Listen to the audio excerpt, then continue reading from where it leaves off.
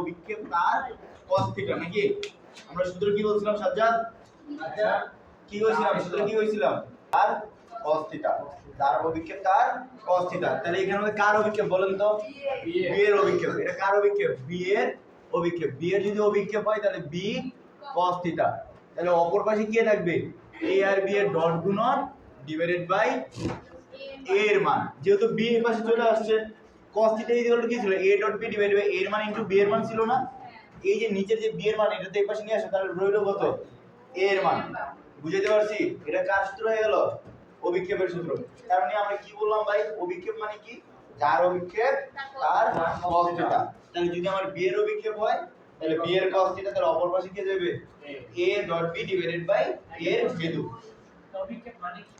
অভিক্ষেপ মানে হলো এই যে ধর স্কেলটা আছে না এই স্কেলটা এরকম করে বাঁকা ধরে এই যে মধ্যে পুরো লম্বভাবে আলো দিলে যে ছায়াটা কি ছিল সমান হইব না যে ছোট অংশটা আসবে কতটুকু ওইটার ভ্যালু কত ওইটা হলো আমার বুঝতে পারছি এই যে মনে করে এই যে মার্কারটা আমি এরকম করে বাঁকা করে ধরলাম ঠিক আছে যদিও লম্বভাবে পড়ে না এই দাও ছায়াটা ছোট হয়ে গেছে না ছোট হয়েছে কিছুটা এটি ওই যে ছোট অংশটা যে ছায়াটার ভ্যালু ওইটা হলো অভিক্ষেপ আচ্ছা এখন আসি অভিক্ষেপটা আমি বুঝতে পারছি অভিক্ষেপ আমাদের আরেকটা কি অংশ আছে উপাংশ নাকি আরেকটা কি উপাংশ a বরাবর b এর উপাংশ a বরাবর b এর উপাংশ এটাও অনেকটা এরকমই কার উপাংশ ভাই b এর উপাংশ না তাহলে b cos থিটা তাহলে যার উপাংশ তার cos থিটা যার অভিক্ষেপ তারও কি cos থিটা তাহলে কার উপাংশ b এর উপাংশ তাহলে b cos থিটা তাহলে অপর পাশে কি আসবে ভাই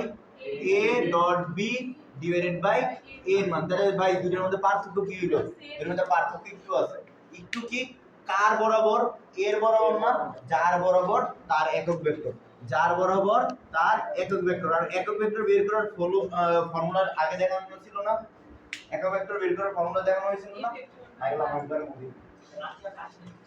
প্রথম ক্লাসে দেখাইছিলাম একক ভেক্টর কাকে বলে একক ভেক্টর কি ছিল ভেক্টরের মান ভেক্টর ডিভাইড বাই ভেক্টরের মান ভেক্টর ডিভাইডেড বাই ভেক্টরের মান এটাই তো কি ছিল একক ভেক্টর কারণ কার বরাবর এর বরাবর তাই এর একক ভেক্টরটা গুণাকারে আসবে যদি b এর বরাবর হইতো তাহলে b এর একক ভেক্টরটা কি আসতো গুণাকারে আসতো কথা বুঝতে পারছি ভাই আর এখানের মধ্যে যখন উপাংশ লিখবে তখন এই b cos থিটা দ্বারা লিখতে পারবা না এটা লেখা নিষেধ জাস্ট তোমার নিজে বোঝানোর জন্য নিজের বোঝার জন্য b cos থিটা মনে মনে পড়বা কিন্তু লিখতে পারবে না কিন্তু অভিক্ষেপের বেলায় b cos থিটাটা তুমি লিখতেই পারবে ঠিক সমস্যা কথা ক্লিয়ার তাহলে এই দুটো অঙ্ক দেয় না আমার অঙ্ক হিসেবে করানোর তো দরকার নেই আশা করি তাহলে আমি সবাই এই কোশ্চেনের সলিউশন করেন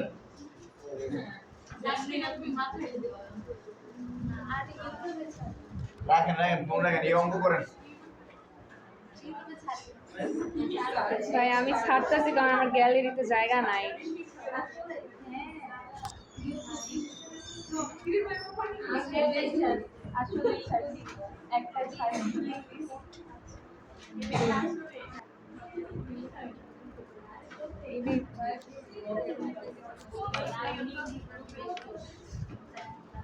আমি এতক্ষণ কেমন যাই তো কাইটা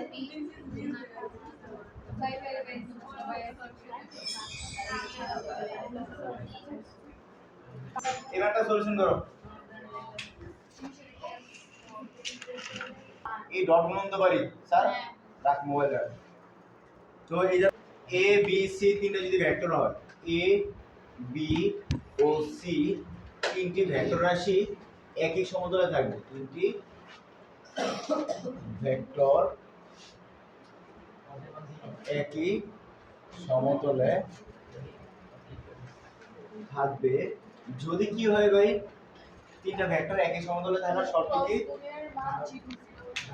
একই সমতলে থাকার শর্ত কি যে কোনো দুইটার ক্রস গুণনের সাথে তৃতীয়টার ডট গুণন করলে রেজাল্ট 0 আসবে তিনটা ভেক্টরের যে কোনো দুইটার ক্রস গুণন কইরা তার সাথে যদি তৃতীয় আরেকটা ভেক্টর আমরা ডট গুণন করি তার অ্যান্সার যদি 0 আসে তাহলে তারা কি একই সমতলে থাকবে এখন এটা যে আমরা a আর b ক্রস গুণন করতে আর c এর সাথে ডট গুণন করতে এমন কোনো শর্ত নাই a আর c এর ক্রস গুণন করে b এর সাথে ডট গুণন করলে হবে এটা 0 আসলে একই সমতলেই বুঝাবে আর যদি এই যেমন আমি b ক্রস c করে a এর সাথে ডট গুণন করতাম তাও কি একই এটা না অ্যান্সার হয়ে দিবা তাহলে একই সমতলে বুঝাইছে মানে 90 ডিগ্রি সরি 180 ডিগ্রি একই সাথে আছে হ্যাঁ কন্ট্যাক্ট ক্লিয়ার করব তিনটা।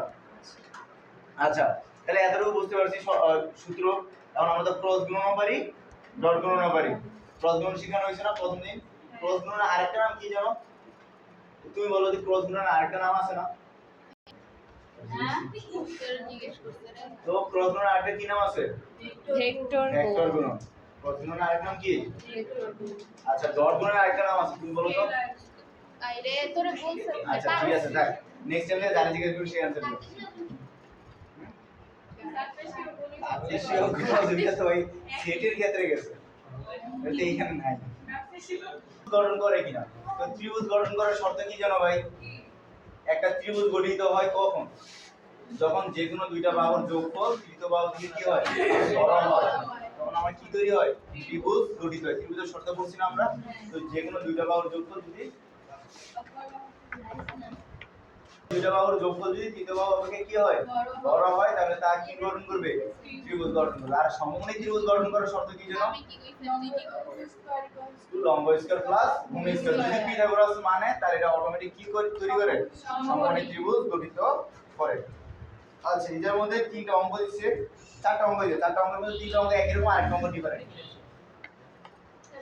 তো দেখেন তো সব মিলাই দেখাই দেব। তো দেখাও যে a ভেক্টর দেওয়া আছে b ভেক্টর দেওয়া আছে শেষ অঙ্ক। হ্যাঁ সবগুলো রুটের সাথে উৎপন্ন কোণ ভাই। হ্যাঁ অক্ষত্রয়ের সাথে উৎপন্ন অক্ষ আরেক মিনিট অক্ষত্রয় উৎপন্ন কোণ। আচ্ছা ঠিক আছে একটা ভেক্টর দেওয়া আছে এটার সাথে কি উৎপন্ন এটা কি চাইছে আমার ভাই? অক্ষত্রয়ের সাথে যে কোণ উৎপন্ন করে তা নির্ণয় করো। আচ্ছা এটার মধ্যে একটা ভেক্টর দেওয়া আছে এই ভেক্টরটা মোবিল এই ভেক্টরটা অক্ষ তিনটার সাথে যে কোণ উৎপন্ন করে তা নির্ণয় করতে বলেছে। তো দেখো ভেক্টরের আগে তুমি কি করবে? এটার মান বের করে রাখো। জাস্ট নরমাল মান বের করো। √1 + 4 + 9 তো কত আসে? √14 মান বের করছো। তো এই ভেক্টরটা একবার x অক্ষের সাথে উৎপন্ন কোণ একবার y অক্ষের সাথে উৎপন্ন কোণ একবার z অক্ষের সাথে উৎপন্ন কোণ আমরা বের করব। কি করব? x অক্ষের সাথে উৎপন্ন কোণ y অক্ষের সাথে উৎপন্ন কোণ আর z অক্ষের সাথে উৎপন্ন কোণ বের করব। তাহলে আমরা লিখি x অক্ষের সাথে উৎপন্ন কোণ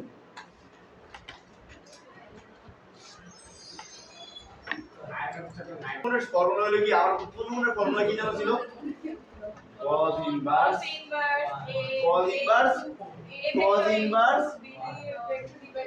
ভেক্টরের ডট গুণন ডিভাইড বাই ভেক্টরের মান। আর এইটার মধ্যে x অক্ষের সাথে উৎপন্ন কোণ সমান x অক্ষের সাথে উৎপন্ন কোণ সমান x অক্ষটা কার জন্য ভাই? x অক্ষটা কার জন্য ছিল? i এর জন্য না? y অক্ষটা কার জন্য ছিল? j এর জন্য।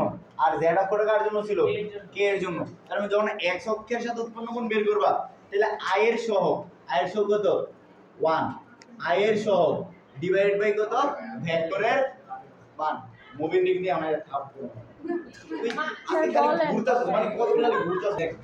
তো x অক্ষের সাথে উৎপন্ন কোণ থিটা ইকুয়াল টু কত? এটা বলা হয় থিটা i। x অক্ষের সাথে উৎপন্ন কোণ থিটা i ইকুয়াল টু কত? cos ইনভার্স i এর সহগ ডিভাইডেড বাই ভেক্টরটার ভ্যালু। ভেক্টরটার ভ্যালু কত? √14। দেন y অক্ষের সাথে উৎপন্ন কোণ কি আসবে ভাই? থিটা j সমান কত? cos ইনভার্স y এর সাথে সহগ কত? j এর সাথে সহগ কত আছে ভাই? 2 আছে। j এর সহগ কত? 2 তাহলে 2 ডিভাইডেড বাই কত? √14। দেন z অক্ষের সাথে জাস্ট নরমাল আমি তো বললাম এটা একদম easy. cos inverse 3 divide by √14। এখন স্যার যদি কোনো কারণে মাইনাস আসে সবগুলো মাইনাস আসে মাইনাস সহ দিয়ে দিবা। কথা বুঝতে পারছি? আচ্ছা এখন নমগুলো লেখো তো তোমরা বাইরে এই সবগুলো নমগুলো লেখো।